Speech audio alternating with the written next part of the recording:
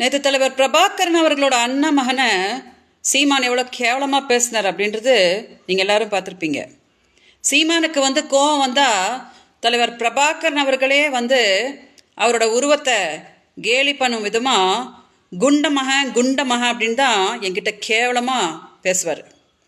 அந்த மாதிரி சீமான் என்கிட்ட ஃபோனில் பேசியிருக்கிற பல ஆடியோஸை நான் 2011 அஇஅதிமுகவோட காலகட்டத்தில் சீமான் மேலே போய் கம்ப்ளைண்ட் கொடுத்தேன் இல்லையா, அப்போது தலைவர் பிரபாகரனை எவ்வளோ கொச்சையாக பேசியிருக்கார் பாருங்க அப்படின்னு அந்த ஆடியோ கூட நான் காவல்துறை கிட்ட காட்டினேன்.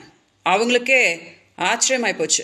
ஆனால் அதுக்கப்புறம் அந்த வழக்கை சீமான் நடத்த விடல இல்லையா, எனக்கும் நிறைய அச்சுறுத்தல் கொடுத்து நான் அந்த கேஸை வாபஸ் வாங்க வேண்டியதாக போச்சு.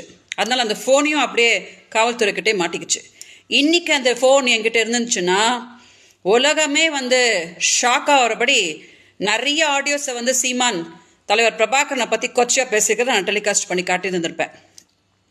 இன்றைக்கி நான் பேசியிருக்கிற இந்த விஷயத்தை போய் சீமான்ட்ட கேளுங்க, ஆதாரத்தை காட்ட சொல்லுங்க அப்படின்னு கேன்ட்டு போவார். சீமான்ட்ட நான் சொல்கிறேன், நேற்று மீடியா முன்னாடி சொன்னார் இல்லையா, என் மகனுக்கு தலைவர் பிரபாகரன் தான் பெரியப்பா அப்படின்னுட்டு.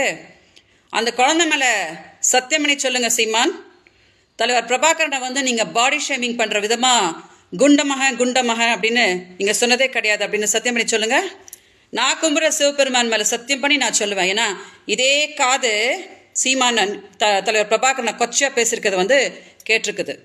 இன்றைக்கி நான் தமிழ்நாடு மக்கள்கிட்ட ஒரே ஒரு விண்ணப்பத்தை தான் வைப்பேன்.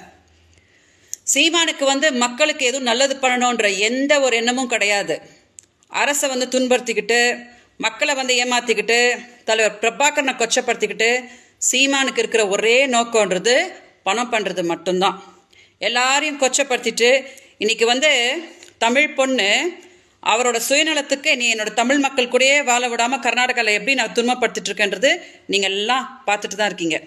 அதனால் நான் என்ன கேட்குறேன் தெரியுமா, எல்லார் வாழ்க்கையும் சீரழிச்சிட்டு மக்கள்கிட்ட போய் ஓட்டு கேட்டு மக்கள் ஓட்டு போட்டுட்டாங்கன்னா நம்ம முதலமைச்சர் ஆகலாம் அப்படின்னு சீமான் நினைக்கிறாரு இல்லையா, அதுக்கு சரியான பதிலடி நீங்கள் தான் கொடுக்க முடியும். அதனால் தயவு செஞ்சு என்னைய நேசிக்கிறவங்க யாரும் சீமானை ஆதரிக்காதீங்க.